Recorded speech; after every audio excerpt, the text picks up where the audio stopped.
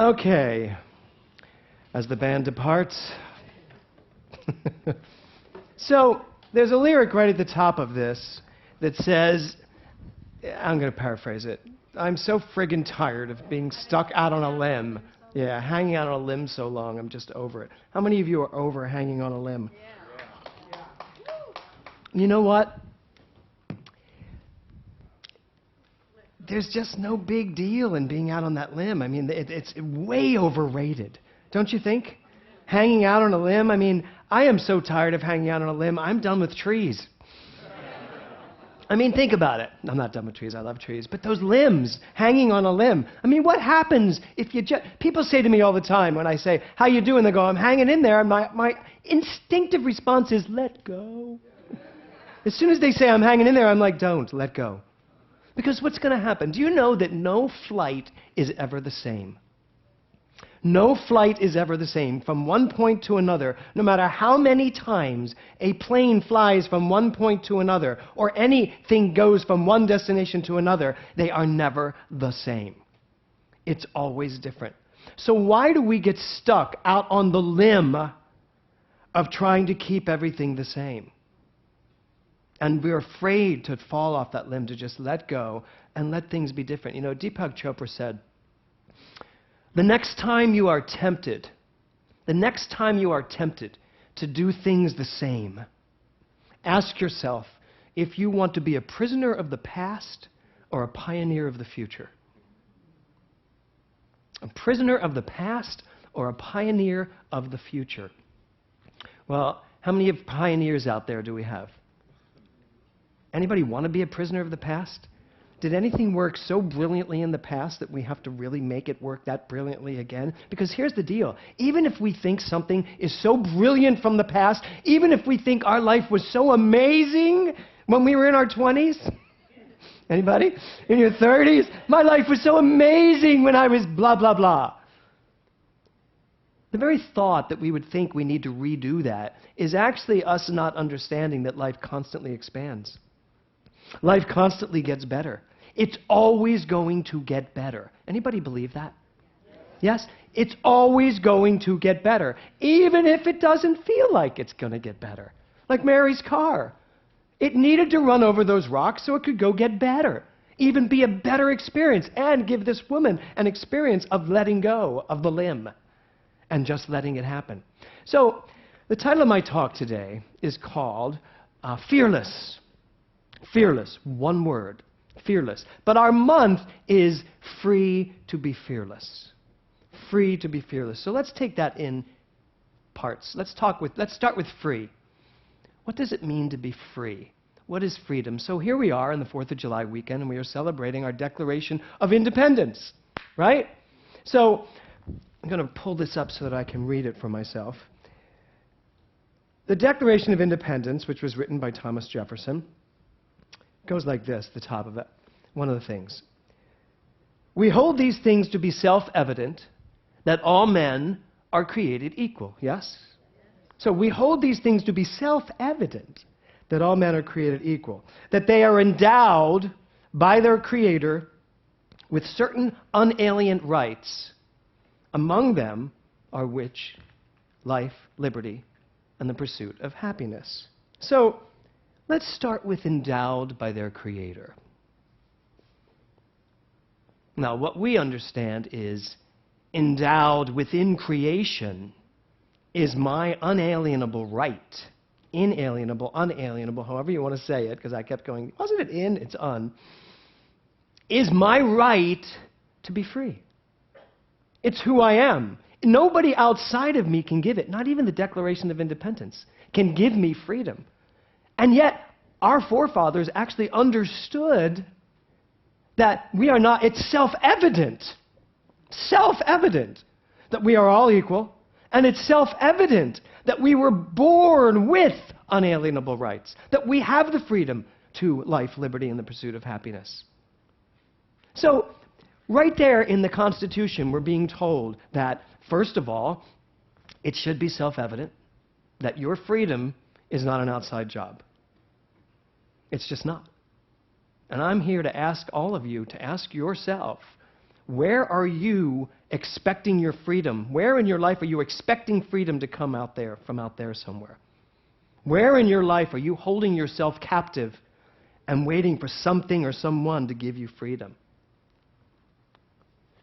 So, last week, as Kevin and I were traveling from here to Rochester to celebrate his parents' 60th wedding anniversary, which was very exciting, and I know they're home watching, so Mom and Dad, congratulations again.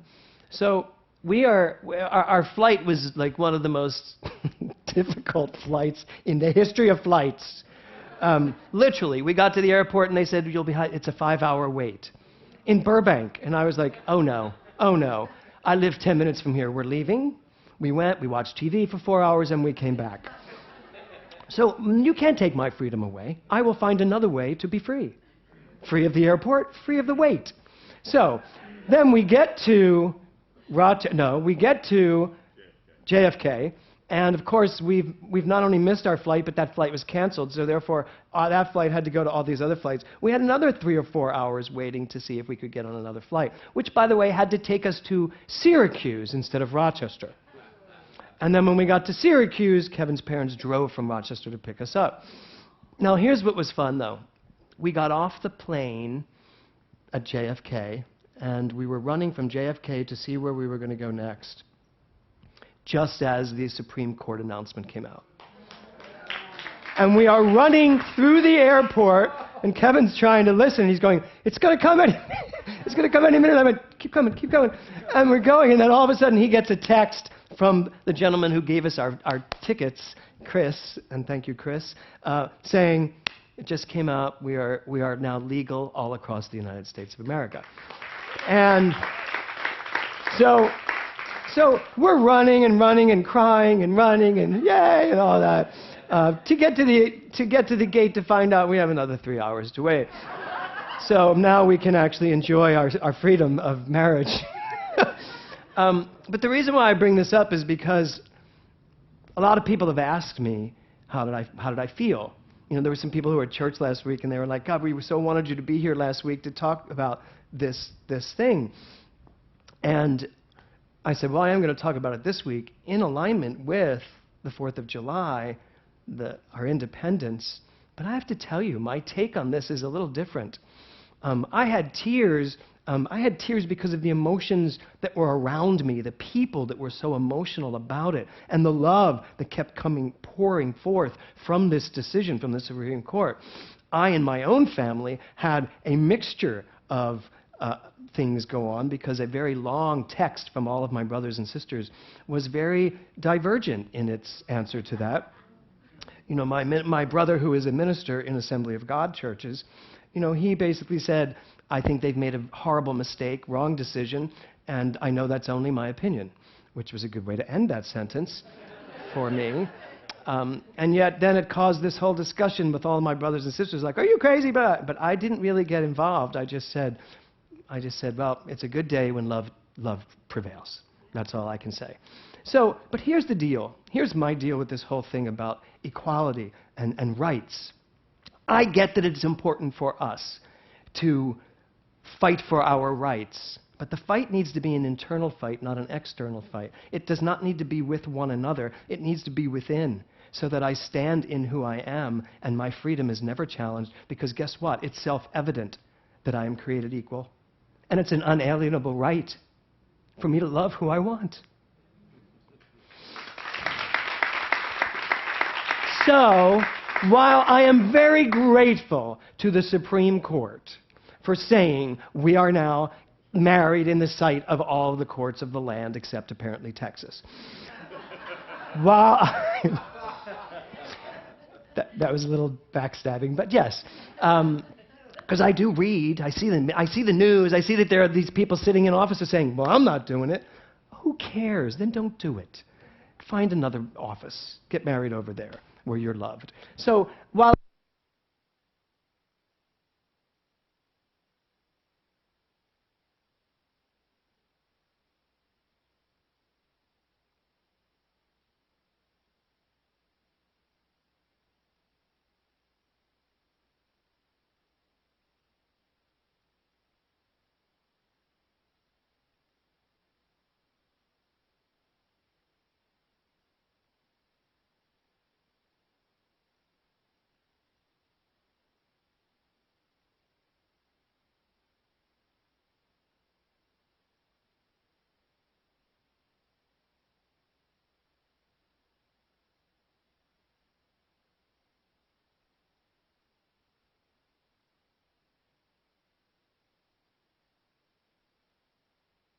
died. Oh, there we go.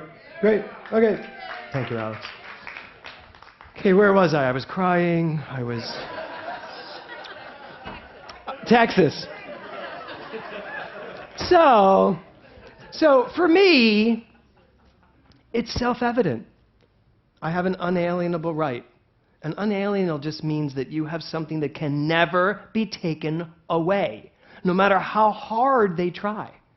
Your freedom, your right to be free, your freedom is yours. No one can ever take it away. So I want to bring you to 1991 when I got married in Southampton, New York. And Kevin and I, at that time, decided to get married, and everybody we knew was like, what are you doing? Why, what? Why are you getting married? And I was like, well, because we're getting married. So we had a huge wedding in 1991. That is my wedding. That's when I got married, and I didn't need the government to sign a piece of paper to tell me I was married.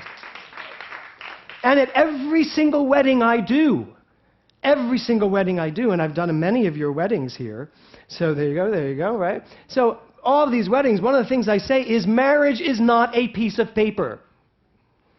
And then I go on to say marriage is the love of one person for another person, and that willingness to come together in that love.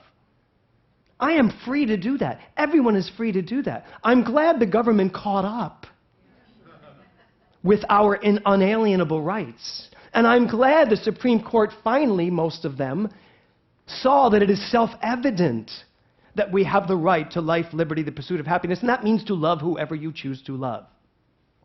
I'm glad that all happened. But in the end, celebrating what always was for me did not feel like so much of a celebration other than to say, thank God we are evolving into this understanding that what we said in the first place we meant. That all people are created equal and that we have these inalienable rights. So that was really my take on it. And going to Rochester and celebrating his parents' 60th wedding anniversary as our marriage was being, upheld across the land was really wonderful. And to see the love and see the support that came from that was beautiful. So the title of my talk is Free to be Fearless. So the first part of that for this month is that you understand that your freedom is not something that anyone else can take away from you. It is not something that anyone else gives you or deprives you of or even makes it hard for you to be free. It's an inside job. It's a mental thing. You are always free to be in relationship to whatever is going on in any way you choose. That's the truth. And here's the thing. That's where the power is. When I realize I am free to be in relationship with this thing in my life no matter what, any way I choose, I have the power to make it anything I want it to be. But when I get sucked into race consciousness that would tell me something like, two men shouldn't get married, two women shouldn't get married, it shouldn't happen, that's not. If I'm willing to get sucked into that and believe that I don't have the freedom to do that, then in 1991 I wouldn't have gotten married. I wouldn't have just stepped into it. And I have this funny story about when we did get married, when we booked the hall to get married in, and when they found out it was two men, they canceled the hall on us. So the next time we went in, and I didn't tell them it was a man. I just said, yeah. And they said, doesn't the bride usually do this? My best man in my ear went, that's who's doing it. I was like... I was like, no, my future spouse is letting me do it. And so when we showed up to do it, it was just amazing. They were shocked, but it was beautiful. And every waiter there was gay anyway, so it was like perfect. They were like, oh my God, look what they're doing. Yeah. Right? So that's the freedom we have to be willing to have. And I've always been this person. You cannot take my freedom away. I am a gnarly little thing when you try to take my freedom away. Right? You cannot take something away that is mine. And no one can for you. So free to be fearless. Let's look at the fearless part of this. Fearless. Not two words, one word. It doesn't mean fearless in this position, in this understanding of it this month, does not mean fearless. It does not mean fearless. Fearless is a one word, and it means something. And it is powerful. Suzanne, did you leave that up here for me? I think you did. Yes, she did this morning in her meditation, and I asked her to leave it up here. This is by Thich Nhat Hanh, and he wrote this: fearlessness is not only possible, it is the ultimate joy. When you touch non-fear, you are free. When you touch non-fear, you are free. So, that would mean there must be some atmosphere of non-fear. There must be some way that you live your life or use your mind where there is no fear. That to me would be fearless. When I am fearless, I can even deal with fear. How many of you saw Inside Out, the movie? Are you kidding me? What have you been waiting for? Do you all think it's a cartoon? It's like, oh, I don't want to see that cartoon. It is brilliant. It is one of the most brilliant movies I have seen in years. It is so metaphysical. It is so science of mind. It is so charming and beautiful and funny. You must go see it today. It's really great. I'm not going to give it away or anything, but one of the things... What'd you say? Did you have Pixar stock? I have Pixar stock, yes. I wish I had Pixar stock. I'm not going to give away the story, of course, but you've seen many of the promos. But the concept, the overall concept is that it's all good. That it's all good. So free to be fearless means, fearless for me means that there is a place in me that I can look at anything. I can deal with my fears. I can deal with my doubts. I can deal with my worries. I can deal with my sadness. I can deal with my joy. I can deal with my hurt. I can deal with my everything. Because guess what? Life is filled with everything. So free to be fearless for me this month means that I recognize that I am free to deal with my fears. So I have a question for you today, which is this. What are you afraid of? And let it come forth. What are you afraid of? What are things you're afraid of? I mean, I can tell you some of the crazy fears I have is getting stuck in a small place. I do have that fear. And it's happened. And I've had anxiety attacks. And I'd like to think now, if I ever get stuck in a small place, I won't have so much an anxiety attack, but I'll actually get it, and that's never happening again. Let's know that right now. But what are your fears?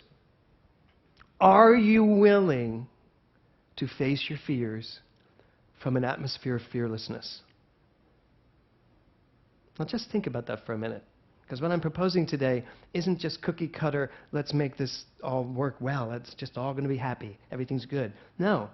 It's the idea that everything that comes up in life comes up for a reason. We have created everything that's come up in our lives. Nothing shows up in your life that you are not equal to mentally. Nothing shows up in your life that you have not created on some level, no matter what it is. Certainly when cancer came up in my life, that was one of the things I feared most. And I understand that now.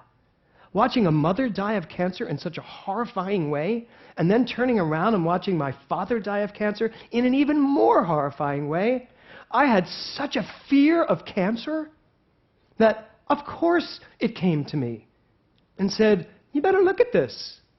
You better deal with this. And I can honestly say, in a very science of mind way, I was able to look at it, right, Laurie, from a perspective of understanding that I could laugh at it and say, you know what?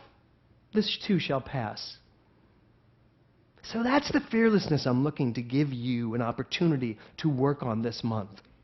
To be fearless in consciousness and to be willing to bring forth what needs to be brought forth, because I think there's a lot of stuff that needs to be brought forth. If we want to expand, if we want to grow, if we want to live more prosperous lives, more healthful lives, more creative lives, more successful lives, anybody want any of that? Yeah. Right? If we want all of that, then we must face our fears, because our fears are in there doing just as much good as the rest of it. So this month, when you look into your heart, into your mind, into your life, I invite you to first remember you're free to choose whatever you want to choose. As Deepak Chopra says, the next time you go to do something the same old way, ask yourself, do I want to be a prisoner of the past? And that means a prisoner of my fears, a prisoner of the things that hold me back, a prisoner of all the beliefs I used to have and still do have maybe. Do I want to be a prisoner of this? Or am I ready to be a pioneer of the future? Today, driving here, I drove by an awful lot of Christian churches on my way here. And as I looked at the people going in, and in one church specifically that had a lot of young people going into their doors, I asked myself, what's it going to take for this particular message, which is a message of Christianity, to get out into the world? The message that I am God. That what Jesus came to say was, it is done unto you as you believe. I and the Father are one. Greater things will you do as soon as you know who you are. How will I, James, take this bigger? How will I be a pioneer of the future? Well, the answer to that is by stop being a prisoner of the past. By stop trying to do the same thing over and over and over and expect a different result. You know what that's called. You all know. So, here's our chance this month as we celebrate our independence. Independence from what? You know what our independence should be from? Problems. Our independence from making the same mistakes over and over and over and over again. Our independence from relationships that don't work. And I don't mean people necessarily. I mean our relationship to things that don't work. We have that freedom to choose. We have the freedom to be, to do, to know, to act, to live.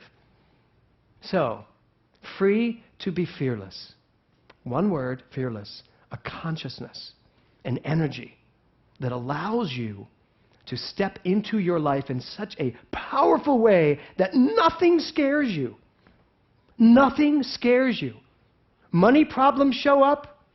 The only thing you should ever think when a financial situation comes forward is that somewhere in your mind you have used it in a way you will not use it again. The only thing you should be thinking when some physical thing comes up, some health thing, is that there is some way I used my mind that I will not use again. And I am now knowing this. The only thing you should ever think when relationships seem to be falling apart is that everything is unfolding perfectly, and whatever brought this forward now moves it away. That's the way we're free to use our minds, fearlessly, as opposed to money problems come up and I'm scared to death. Now that scared to death, that fear is creating the next thing. Or someone says you're sick and you're now scared to death. Oh my God, I may die. Oh well. We're all gonna die. That fear of death that we have, sometimes it just seems so useless. I mean, are we all pretending we're really not gonna die? I mean, that's kind of an interesting thing. One doctor, I remember a doctor saying that. He's like, it's like every time I tell someone they're gonna die, they're shocked. Right? And he said, and it was some comedy show, and he said, and I don't even mean you're going to die now, I mean you're going to die eventually. So the question is, how do you want to live? Forget about the dying. So that's the way you get to use your minds this month. And hopefully, and definitely, every month thereafter. Free to be fearless. I'm very excited to really face fear from a fearless perspective. Not trying to erase it, not trying to eradicate it, not trying to crush it, not trying to beat it down, but to say, hey,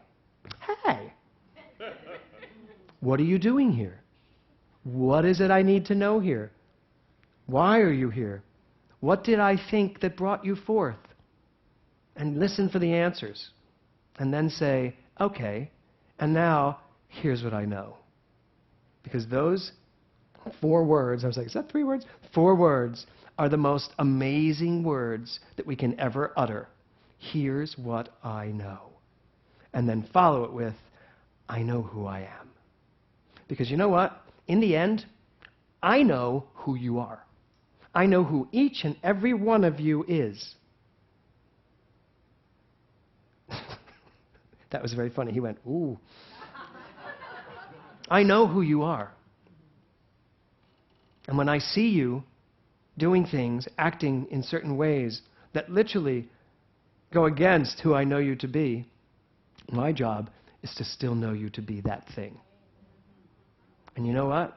That's also my job with me.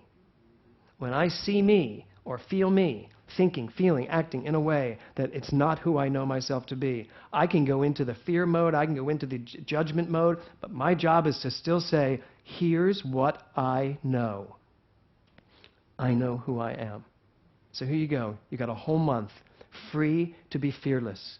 Are you ready to face your fears? Yes. Are you ready to face your fears? Yes. Are you ready to face them from a place of knowing that you are fearless? Yes. Are you ready to find out what they're good for? Yes. Are you ready to get everything you can get out of them? Yes. And then are you ready to get them rid? Yes? Yes? Yes. And so it is. Good. Okay.